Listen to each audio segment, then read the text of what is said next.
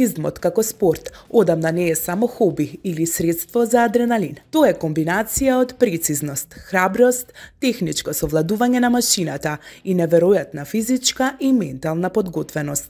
Денес се вбројува помеѓу најпредизвикувачките и најопасните моторни спортови, каде само најодлучните успеваат да останат на патеката и да стигнат до подиумот. Токму од Македонија доаѓа еден таков талент, кој со својот ентузијазам, посветеност и резултати станува се поголемо име, не само на домашната, туку и на европската мотосцена. Петар Мијалков, момчето од Штип, не е само уште еден мотоентузијаст. Тоа е единствениот македонец кој успешно нижи титули на државно и европско ниво во својата категорија F1000. Во својата прва сезона, Мијалков забележа извонредни резултати. 6-то место на БМУ Европскиот шампионат, 2-ро место на Македонскиот шампионат, како и многу други бројни титули и пехари. Петар гордо го вее македонското знаме на секоја трка и не го крие задоволството, но и ја потенцира цената на успехот. Се соочив со бројни проблеми од технички потешкоти со моторот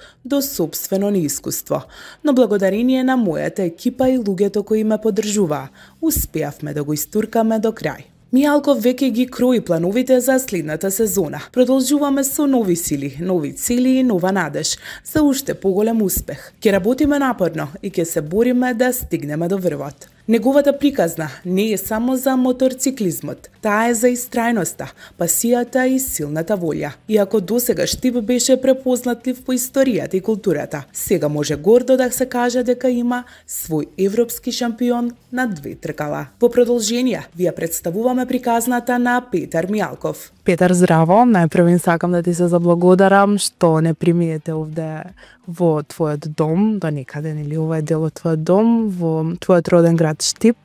За почеток сакам да те прашам како си. Супер.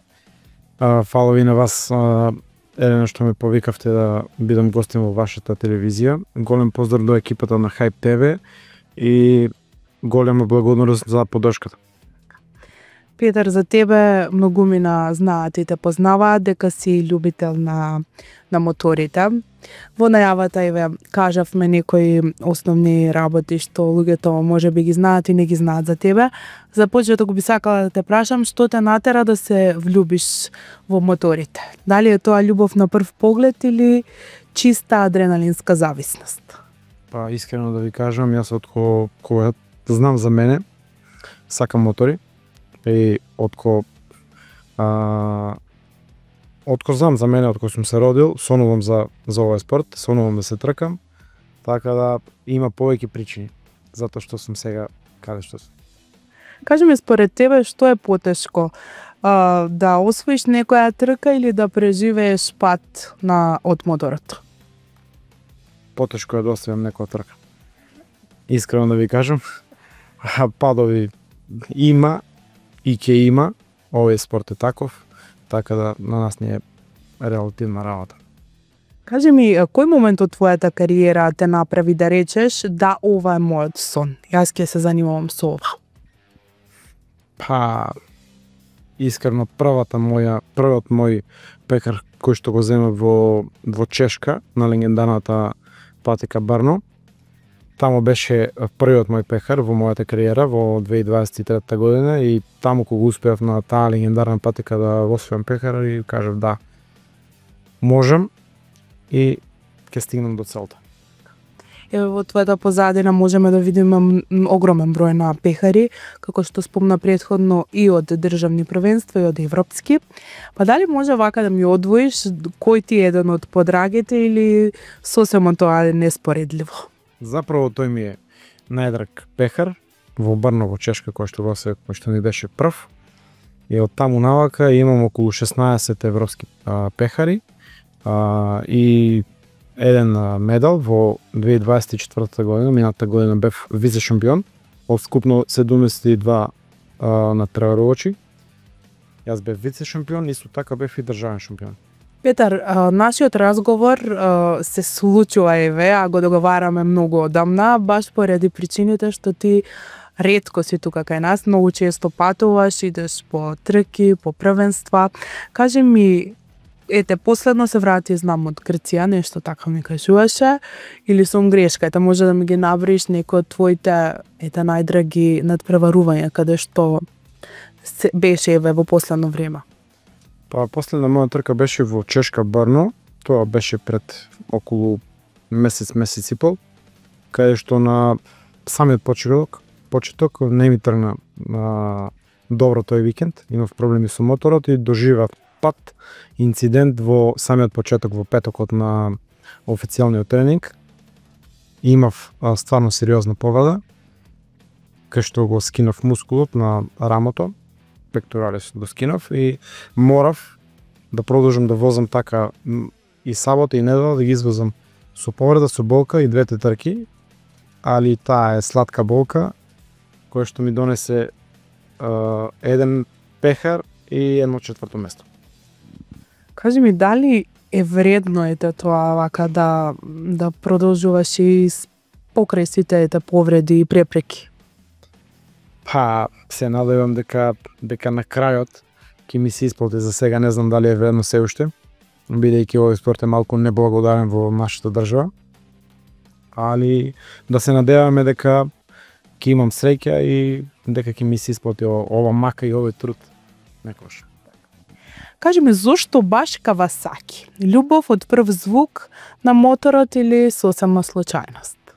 Па, Кавасаки беше мојот прв мотор, мојот прв брзински мотор, кој што го купив во 2016.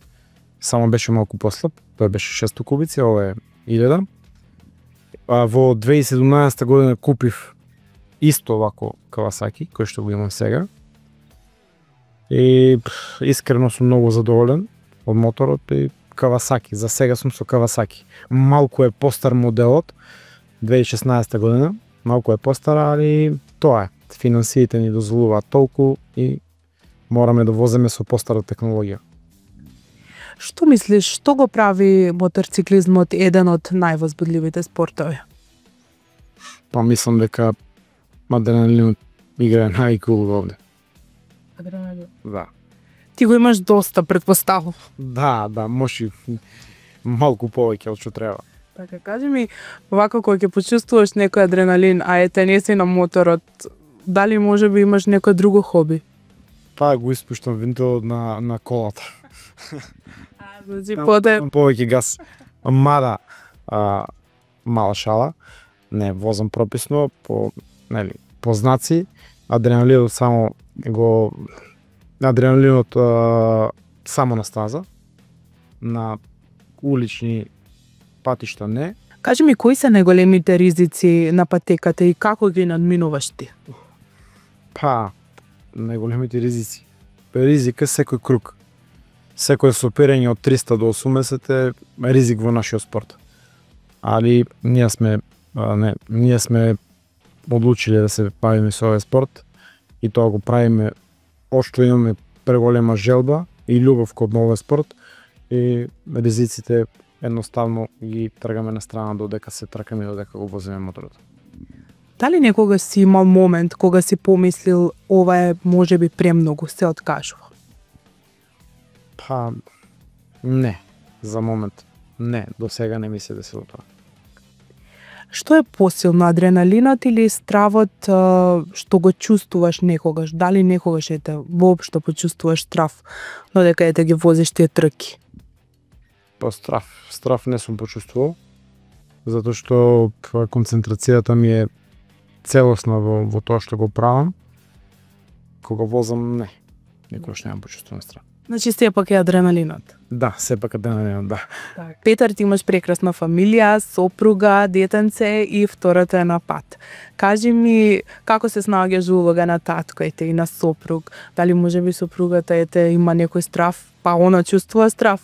Претпоставам дека не е адреналин кога ти се припремаш за трки.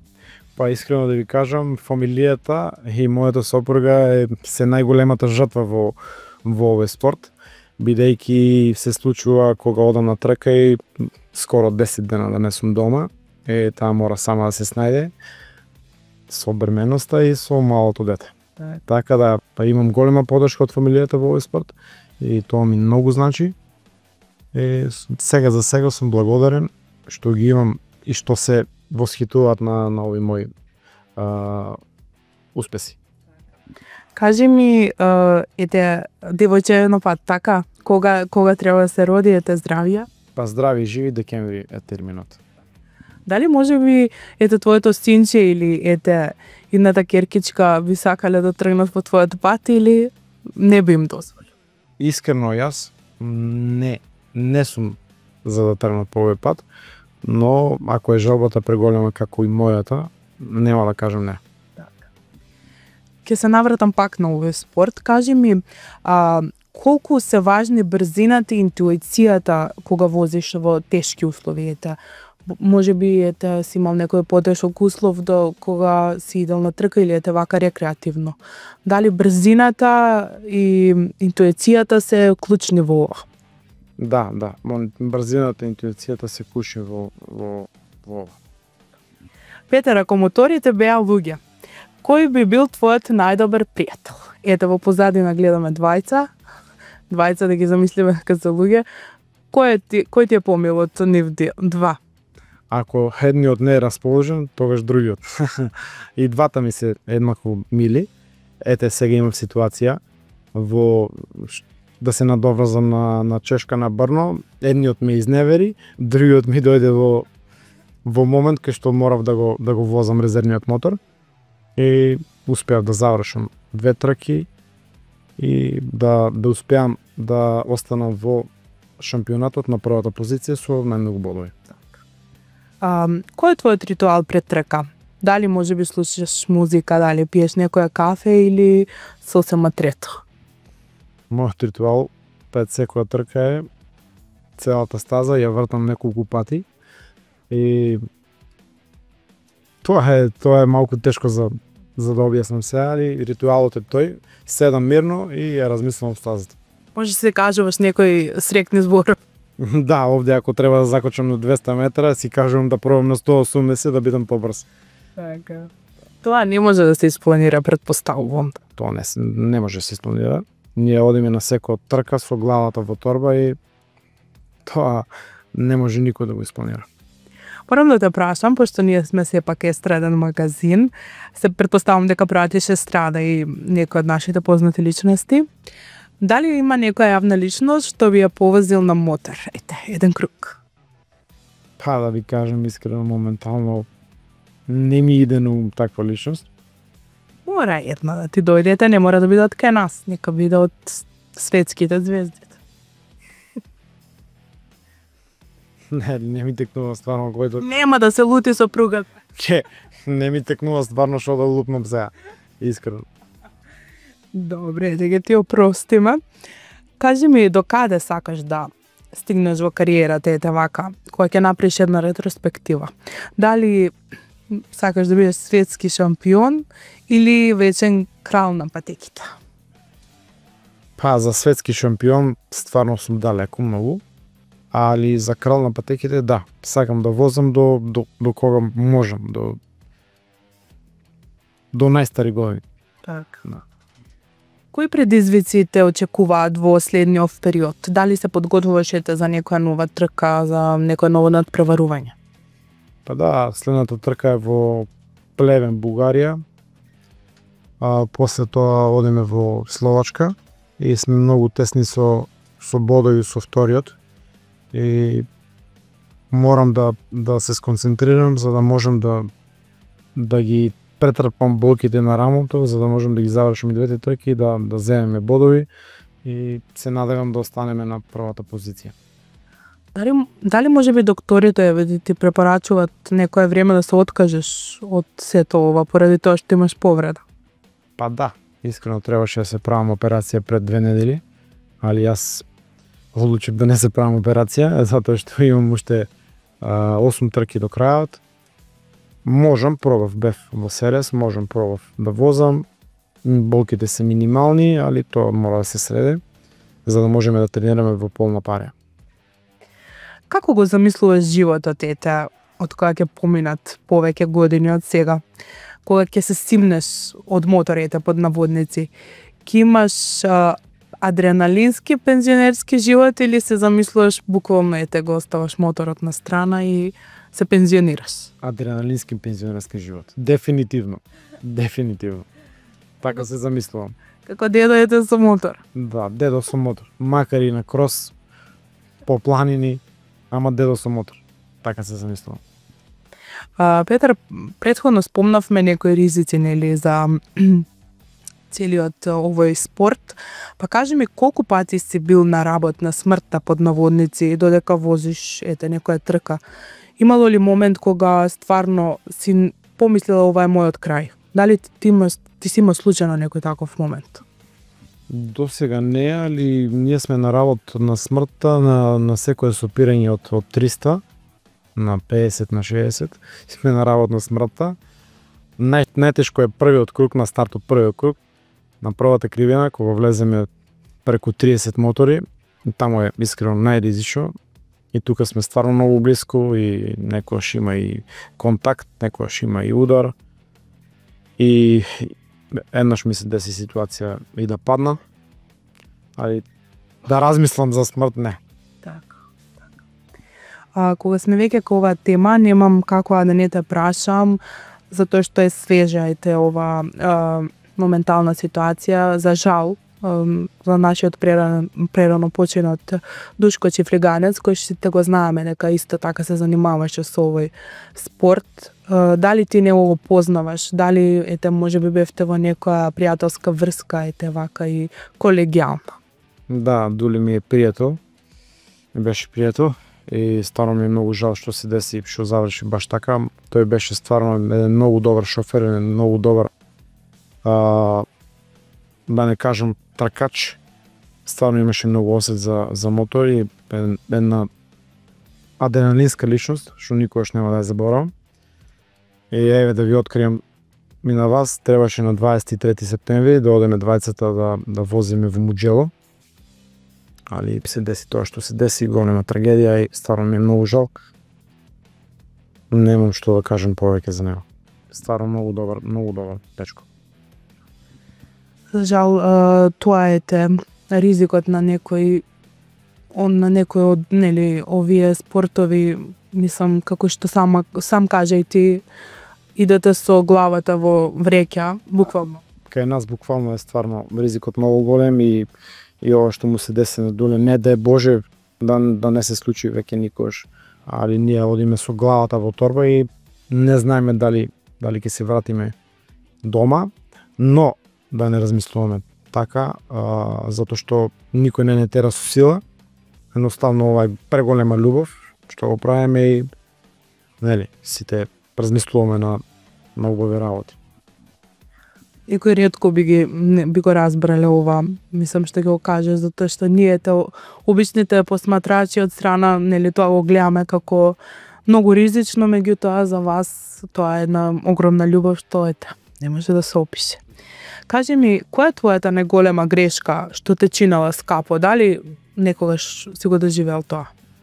Па обично правам многу грешки со гумите, затоа што финансиите се да не кажам мали, за да можам секој тренинг да излегам со нови гуми и правам ризик, излегам со стари гуми од трка, од тренинг и за мене тоа е најголемиот ризик што ме коштал скапо. Два пати сум паѓал стварно многу лошо поради гуми, но тоа е што е. Кажи ми, ако моторите, тие два во позадина што ги гледаме, можат да зборуват, што би рекол твојот Кавасаки за тебе? Ангел или ѓавол? Сега и никогаш повеќе веќе ваков шофер. До толку ли работат? Да. Сега и никогаш повеќе. Дали некогаш имаш некои љубоморни погледи од другите возачи или некои сосема трети лица? Дали си го приметил тоа, дека некој едноставно не ти се радува, демек ти се радува, не ти се радува на твојот успех или од твоите колеги, да речеме? Па не можам да кажам конкретно за некој, но можам да кажам дека да, сум забележал, сум осетил на моја кожа, кога почнав со трките во 2023 година, тогаш бев стварно во спорт и не разбирав ништо. до таму бев неедуциран. Не знаев гумата на колку бари се пумпа, можем да кажам. Не знаев ништо, сосема ништо. Многу малку едуциран и ми дава многу лажни информации. Но во 2024 година, кога почнав да победувам, нештата се обрна на другата страна и не бев толку мил и осеќав некои такви реакции на љубомора и на озборување, но па јас искрено да ви кажам, тоа мене не ми смета, нема да се лутам на никој, и јас на никој не мислам лошо, си го гледам мојот пат, си гледам напред, и јас да успеам и тоа е тоа. Така е. Тоа е ревенката за успех. Кажи ми, како се чувствуваш кога гледаш своји видеа и фотографиите, често на твоите социјални мрежи споделуваш адреналински видеа, интересни, нели, сцени од твојот живот. Како се чувствуваш, горд или малку лут, вака кога ќе се погледнеш себе си од таа страна? Па, зависи кој видео, некои видеа сум малку лут, што не сум бил побрз во некоја кривина, али сепак сум горд на тоа што го правам и на тоа што сум успеал до сега. Кажи ми, дали имаш некој свој узор, некој од светската сцена на кој се огледуваш, и ти е репер за твоите успеси? Па на светската сцена ми е фаворит Пеко Бањаја. Тоа е стварно многу добар шофер што вози во MotoGP, а тој ми е идол, да кажам. Да, ние сме светлосни години далеку од таа сцена. Петар, може ова прашање требаше да ти го поставам тука некаде на средината, меѓутоа го оставив за крај. Блиц прашање. Што е потешко, да преживееш падови од мотор или љубовни драми? Дали ги имаш? Потешко љубовни драми. Знаев. Да, љубовни драми. Да, али моментално сум оженет и искрено да ви кажам, сум среќен со фамилијата и тоа сега за сега е. Па и во браковите, во долгите врски се случуваат љубовни драми. Ако нема драми, значи нема љубов. Нешто некако... Драмите по куќата ги има секако, не? Да, тие драми секако ги има по куќата, али подобро да паднам од моторот отколку да имам драми дома со жената. Паметно кажано. Поздрав до твојата сопруга, Петар. Ти благодарам многу на овој искрен разговор. Мислам дека добро си поминавме. Мора да оставиме нешто и за следен пат. Знам дека имаш уште многу работа и за да ни раскажеш. Јас ти посакувам многу успеси во иднина. Многу пехари. И ете, во блиско време повторно да се видиме и да си поразговараме за некои нови успеси. Голема благодарност уште еднаш ќе кажам до вас и до целата екипа на Hype TV. Се надевам дека пак ќе гостувам во вашата емисија.